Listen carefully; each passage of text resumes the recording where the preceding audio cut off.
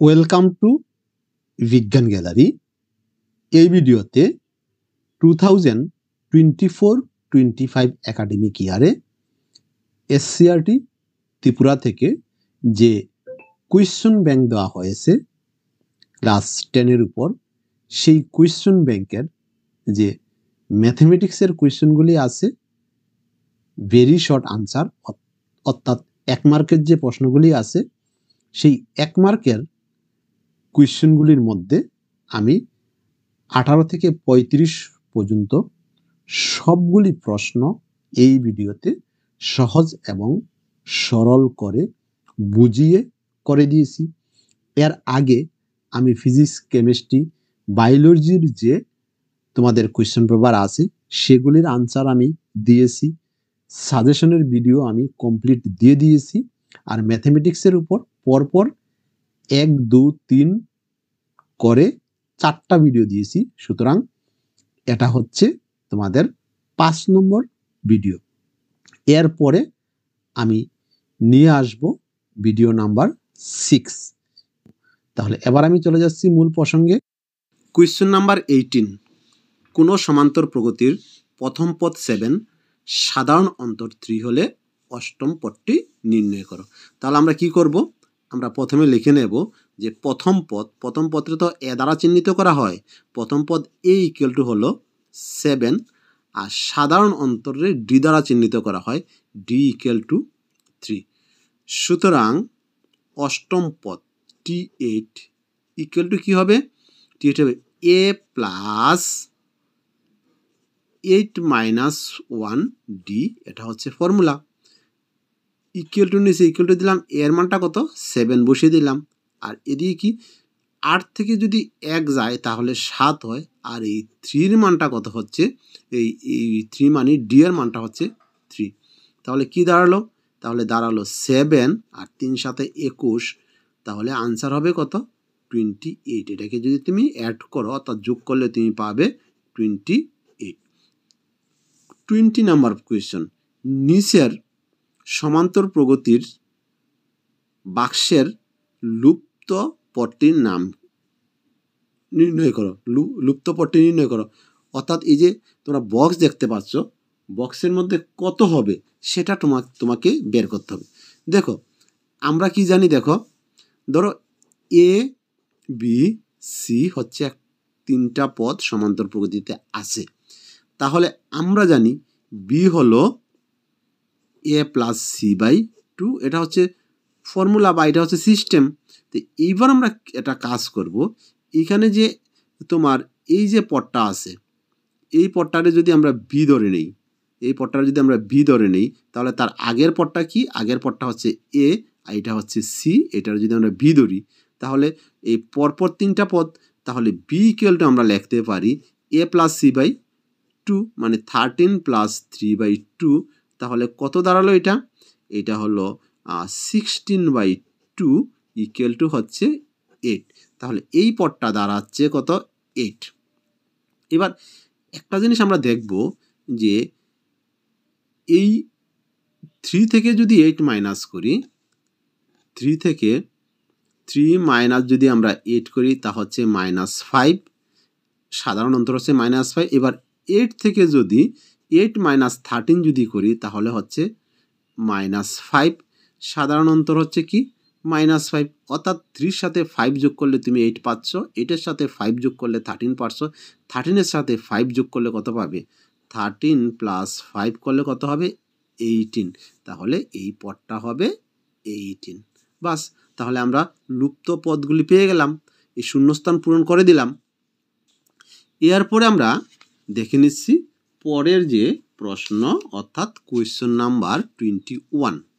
দেখো question number 21-এ কি বলছে? দেখো কোয়েশ্চন নাম্বার 21-এ বলছে যে কোনো সমান্তর প্রগতির সাধারণ অন্তর -3, 18তম পদ -5 হলে প্রগতিটির প্রথম পদ কত? এই কোয়েশ্চনটা প্রায় তোমার 19 নম্বর কোয়েশ্চনের মতো। তার এখানে কি বলছে 21-এ? আমরা 21 করে নিচ্ছি। দেখো 21 করে নিচ্ছি। কোনো সমান্তর প্রগতির সাধারণ অন্তর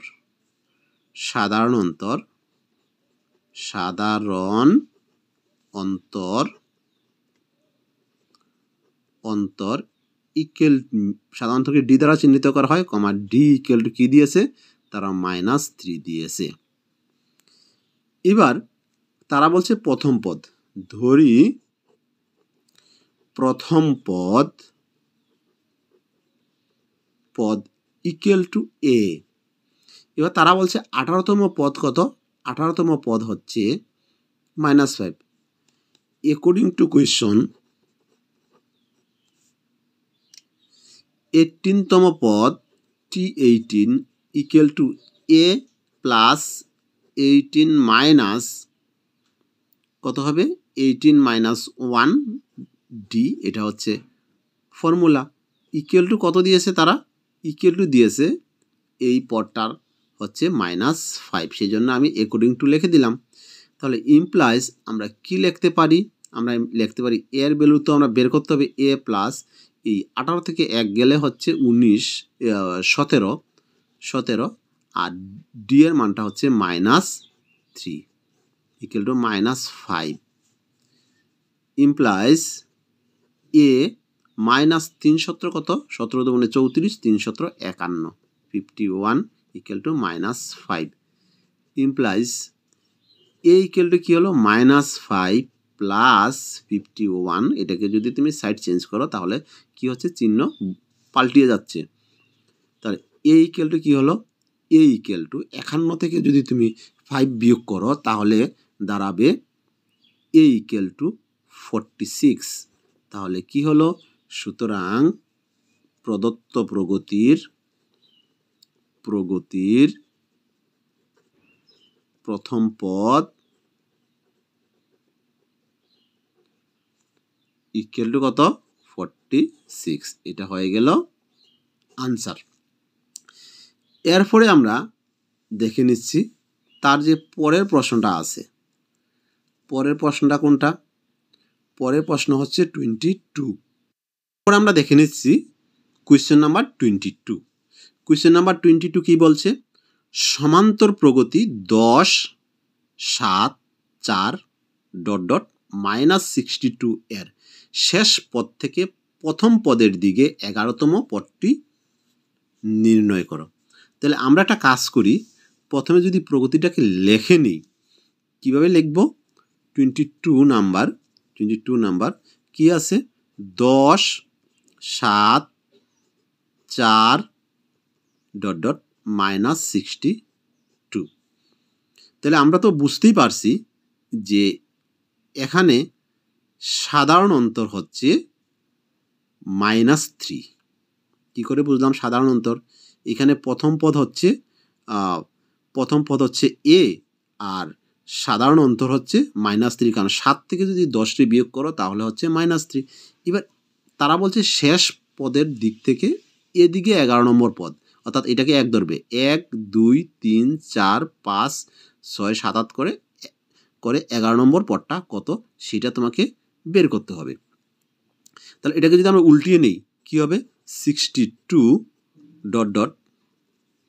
4 7 10। এই হলো। যদি আমরা এইভাবে সাজিয়ে লিখি তাহলে দেখো এখানে এটা হচ্ছে প্রথম পদ হচ্ছে কত? প্রথম পদ হচ্ছে -62। সাধারণ অন্তর ডি হচ্ছে, আমরা এটা থেকে এটা বিয়োগ দিতে পারি অথবা এটা থেকে এটা বিয়োগ দিতে পারি, 7 - 4 করি বা 10 - 7 করি, একই কথা, 3 হচ্ছে। তাহলে কি হবে? তাহলে আমরা পাবো যে শেষ দিক থেকে শেষ দিক থেকে প্রথমে পদের দিকে, সুতরাং শেষ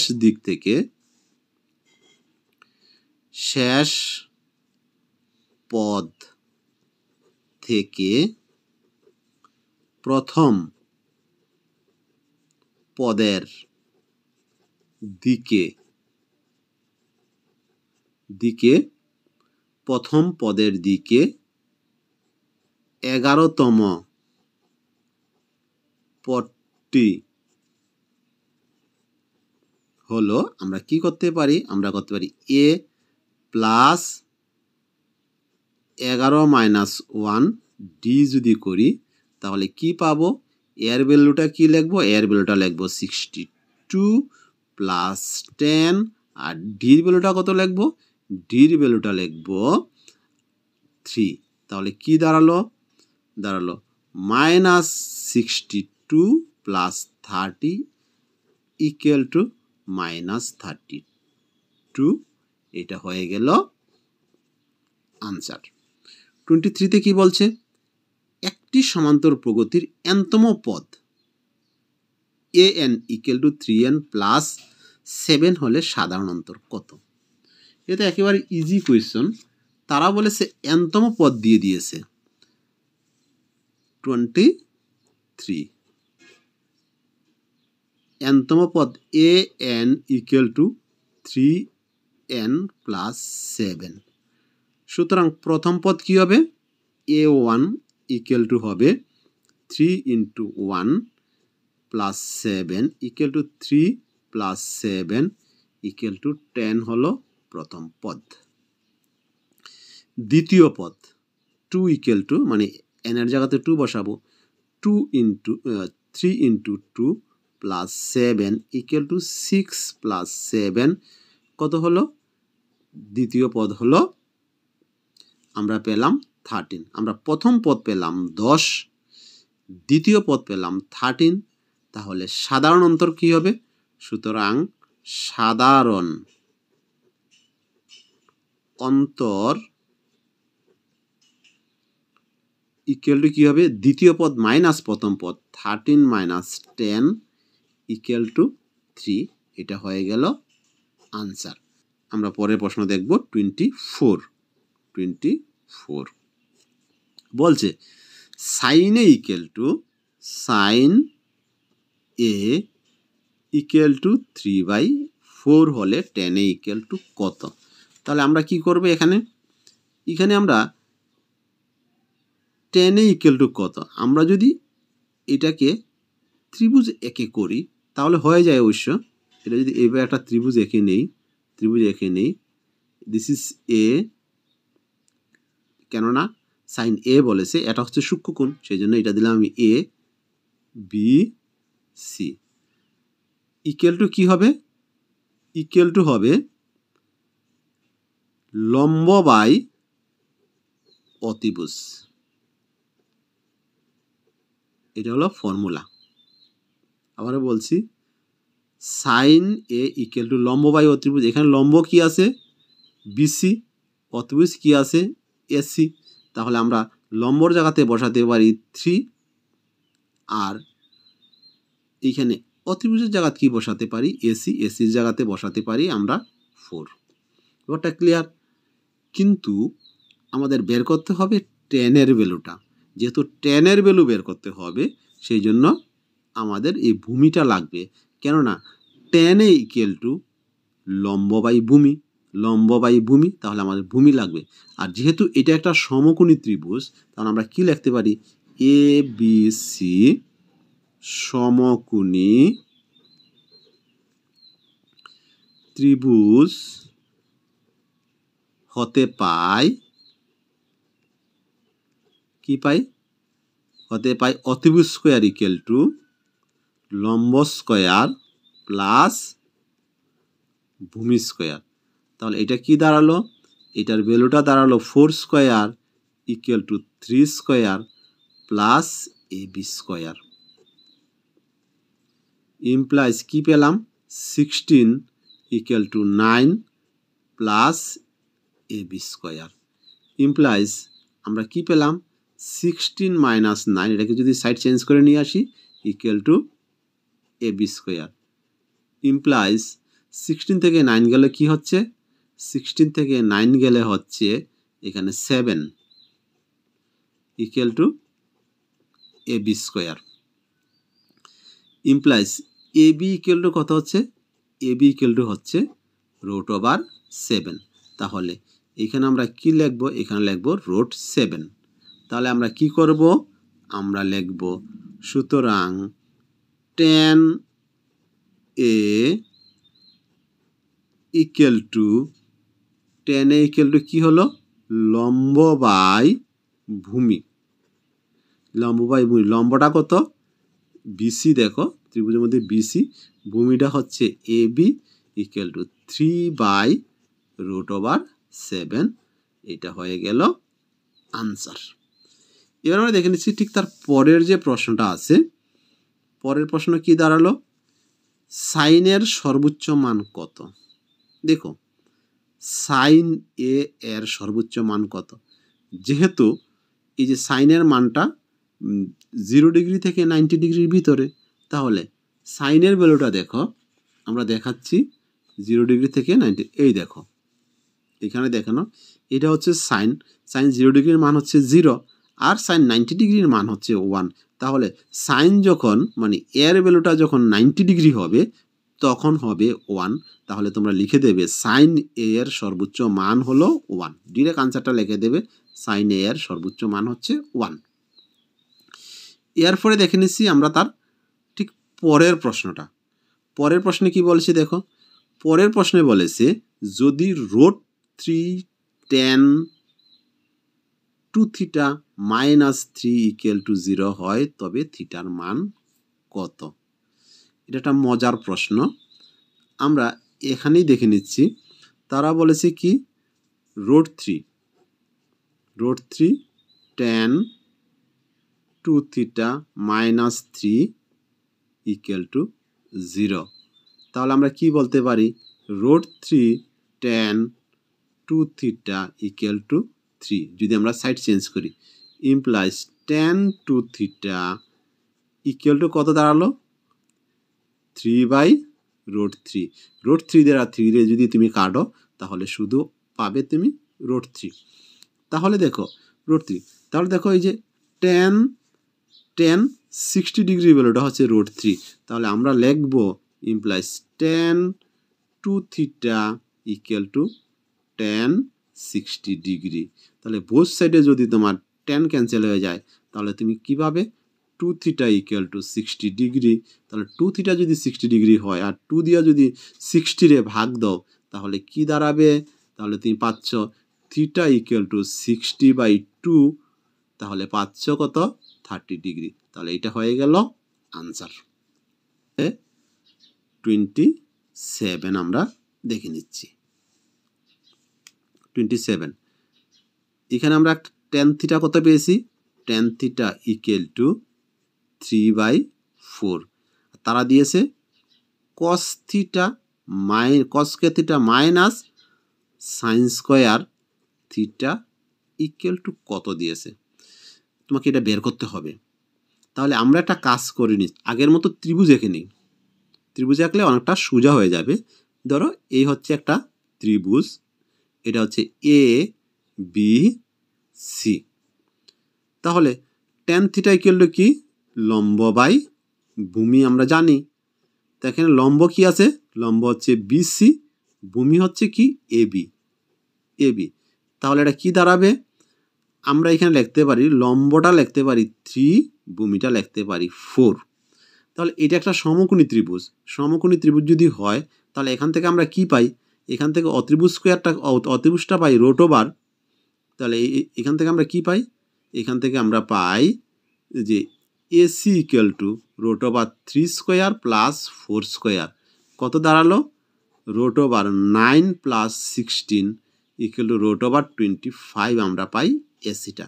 তাহলে এসির ভ্যালুটা যদি আমরা √25 পাই, সেই 25 যদি রোট করি তাহলে হচ্ছে 5, এটা হচ্ছে 5। তাহলে আমরা ব্যাপারটা ইজি হয়ে গেল। তাহলে এই জায়গাটা যদি 5 হয় তাহলে আমরা সাইন কি পাই, সাইন θ ইকুয়াল টু লম্ব বাই অত্রিভুজ মানে 5 লম্ব কি আছে, লম্ব হচ্ছে বিসি 3/5, আর cos θ কি আছে, cos θ আছে ভূমি বাই অত্রিভুজ, ভূমি মানে 4, অত্রিভুজ হলো 5। এবার এইখানে যদি আমরা মানটা বসিয়ে দিই কি হবে, cos θ এর মানটা হচ্ছে 4/5 হোল স্কয়ার মাইনাস sin θ এর মানটা হচ্ছে 3/5 হোল স্কয়ার। তোমরা বুঝতে পারছো তো, যদি কোথাও প্রবলেম থাকে তোমরা কমেন্টে লিখবে। এটা হচ্ছে কি হচ্ছে 16, এটা হচ্ছে 25 মাইনাস এটা হচ্ছে 9, 3 স্কোয়ার করলে এটা হচ্ছে কি 25। লসাগু যদি নেই 25 আর এটা কি হলো 16 সেম থাকবে -9 ইকুয়াল টু কি দাঁড়াবে 16 থেকে যদি 9 চলে যায় তাহলে থাকবে 7 ডিভাইডেড বাই 25। তাহলে এটার আনসার হলো 7 ডিভাইডেড বাই 25। এরপরের প্রশ্নগুলি স্থানাঙ্ক জ্যামিতির উপরে। আমি অলরেডি স্থানাঙ্ক জ্যামিতির উপরে 3টা ভিডিও দিয়ে দিয়েছি আগের পুরানো। এই 3টা ভিডিও দেখলে আমার মনে হয় না আর কোনো কোয়েশ্চন তোমাদের করতে হবে, তোমরা ওই ভিডিওগুলি দেখে নিও। আর এই ভিডিও ডেসক্রিপশনে তোমরা গিয়ে দেখবে চ্যাপ্টার ওয়াইজ ভিডিও আছে ম্যাথমেটিক্সের উপর, সেই চ্যাপ্টার ওয়াইজ ভিডিওগুলি ভালোভাবে করবে তবেই হয়ে যাবে। চ্যাপ্টার ওয়াইজ ভিডিওগুলি করলে আমার মনে হয় না কোনো সাজেশন বা অন্য কোনো কোয়েশ্চন পেপার করতে হবে। শুধু ওই কোয়েশ্চনগুলি বারবার যদি প্র্যাকটিস করো তাহলে দেখবে কমন এসে যাবে। এরপরে কি বলছে যে 28 নম্বর কোয়েশ্চনটা, 28 নাম্বার কোয়েশ্চনটা, -2x এবং x-3 বিন্দুদ্বয়ের দূরত্বের বর্গের মান কত হয়েছে 85 হলে x এর মান কত, দূরত্বের বর্গ। তাহলে এই দুইটা বিন্দুর দূরত্ব কত, -2x এবং x-3 বিন্দু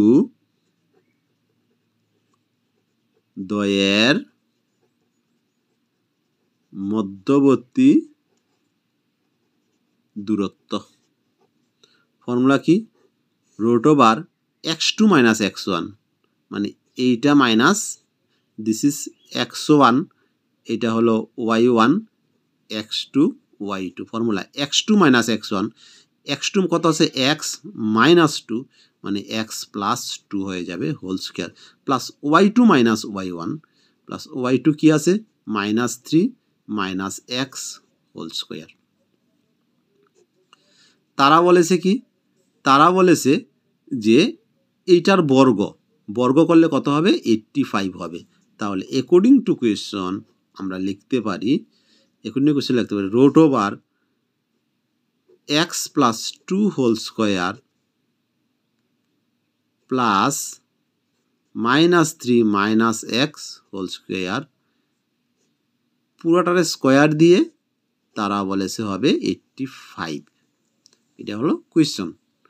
তাহলে ইমপ্লাইজ এই স্কোয়ারের সাথে রুট ক্যান্সেল হয়ে যায়, তাহলে হবে x + 2 whole square plus -3 - x whole square equal to 85। এখান থেকে x ক্যালকুলেশন করে বের করতে হবে। এবার এইটাকে যদি আমরা ফর্মুলায় ভেঙে দিই, a + b হোল স্কোয়ার সূত্র যদি ভেঙে দিই তাহলে কি হবে x² + 2ab plus B square. Same এটাকে যদি আমরা ভেঙে দিই x²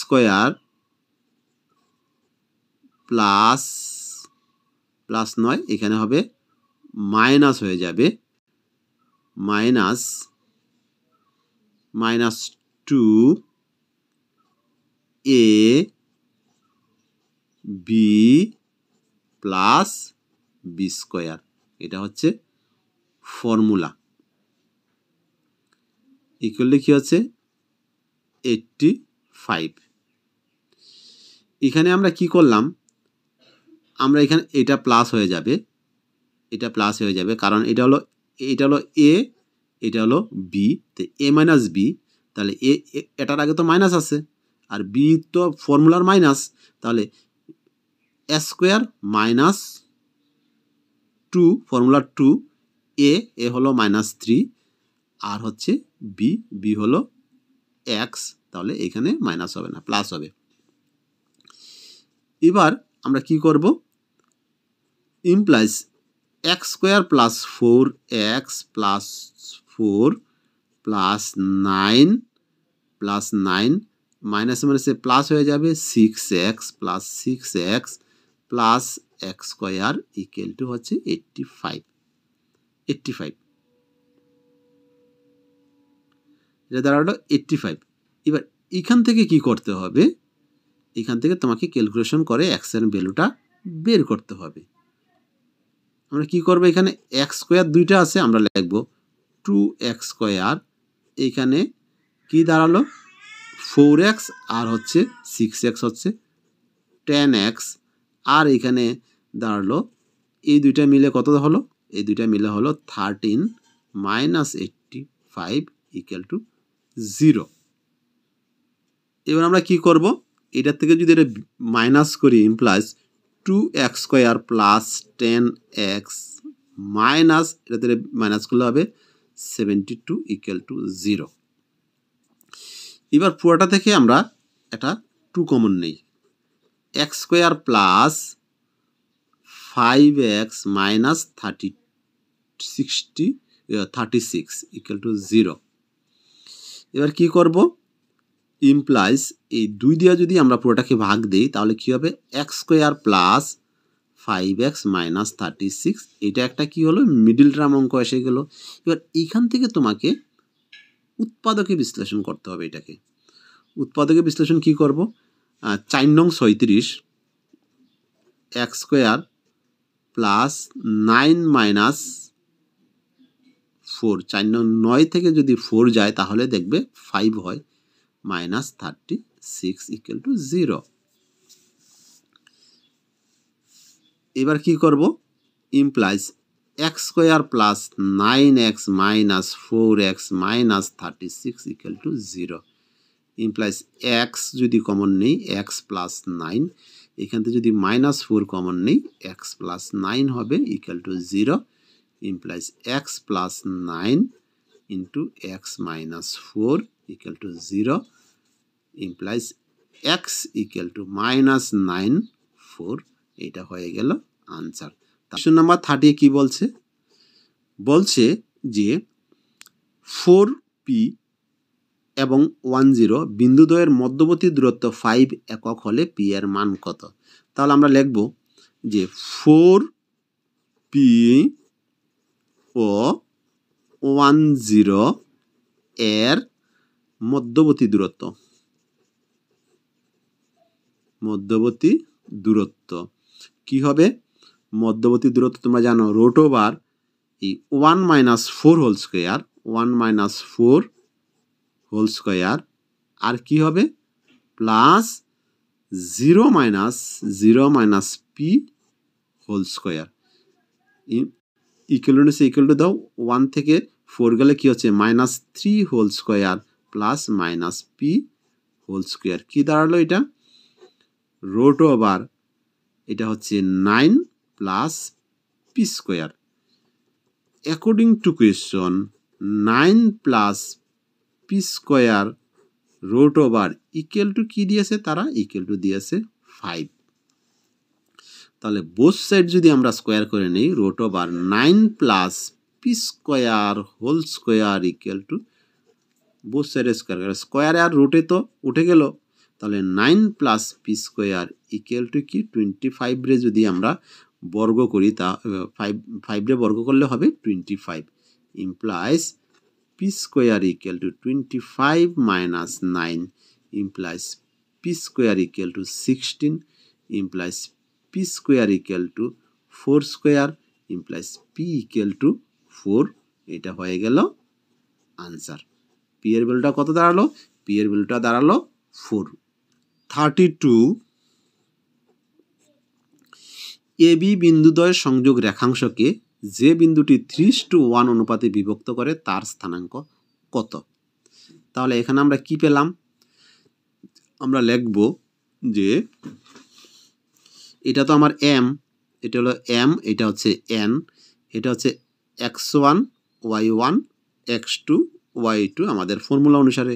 তাহলে বিন্দুটির স্থানাঙ্ক কি হবে, বিন্দুটির স্থানাঙ্ক হবে m x2 plus n x1 divided by m plus n, comma m y2 plus n y1 divided by m plus n।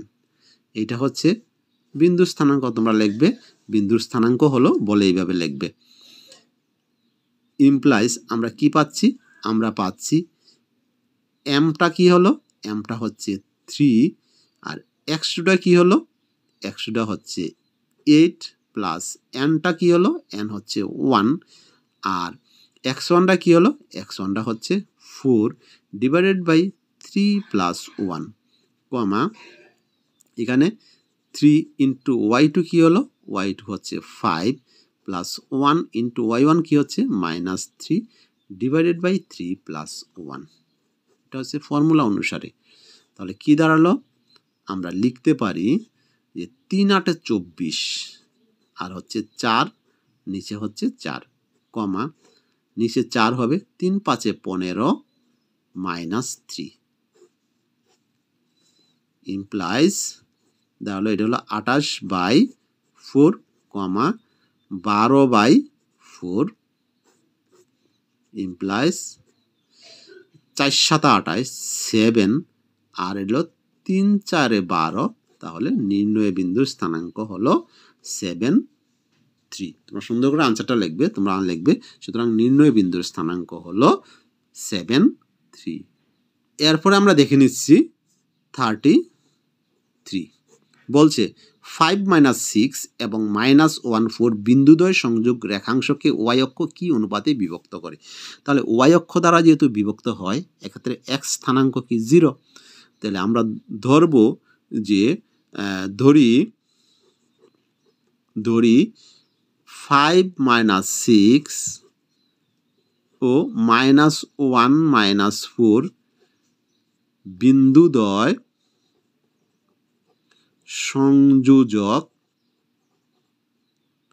সংযোজক রেখাংশ y অক্ষ দ্বারা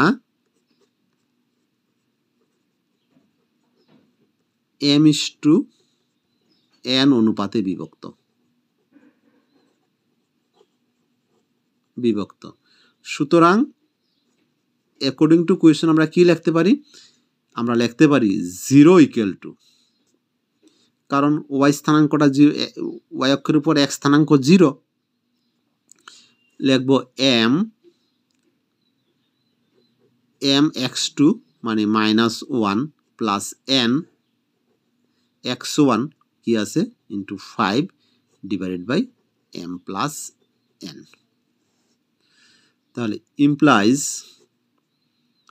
0 equal to -m plus 5n implies m equal to 5n implies m/n equal to 5/1 implies m/n equal to 5/1। ইহাই নির্ণয় অনুপাত। এরপর আমরা দেখে নিচ্ছি ঠিক তার পরের যে প্রশ্নটা আছে 34 বলছে পি এবং কিউর মধ্যবর্তী দূরত্ব 10 হলে y এর মান কত। দেখো এই যে কোয়েশ্চনটা, এটা হুবহু কোয়েশ্চন নাম্বার 13 মতো, এই যে কোয়েশ্চন নাম্বার 13 মতো হুবহু কোয়েশ্চন। তোমরা একটা কাজ করবে, এই 34 কোয়েশ্চনটা তোমরা নিজেরা করবে, এই যে 30 নিয়ম অনুযায়ী করে আনসার কত হবে তোমরা কমেন্টে লিখবে। এরপরের যে কোয়েশ্চনটা আছে পরের যে কোয়েশ্চনটা আছে বলছে কি -2 -5 বিন্দুটি ছক কাগজের কোন পাদে অবস্থিত। তাহলে আমরা একটা ছক কাগজ এঁকে নিই। এই হলো একটা ছক কাগজ, তোমরা জানো ছক কাগজ, এই হচ্ছে ছক কাগজ। এখানের মধ্যে এটা হচ্ছে প্রথম পাদ প্লাস প্লাস, এটা হলো প্রথম পাদ, এটা কি মাইনাস প্লাস, এটা হচ্ছে দ্বিতীয় পাদ, এটা হচ্ছে মাইনাস মাইনাস, এটা হচ্ছে দ্বিতীয় পাদ, এটা হলো কি তৃতীয় পাদ, এটা হচ্ছে প্লাস মাইনাস, এটা হচ্ছে চতুর্থ পাদ। তাহলে এখানের মধ্যে তারা কি দিয়েছে, এখানের মধ্যে মাইনাস মাইনাস বিন্দু দিয়েছে,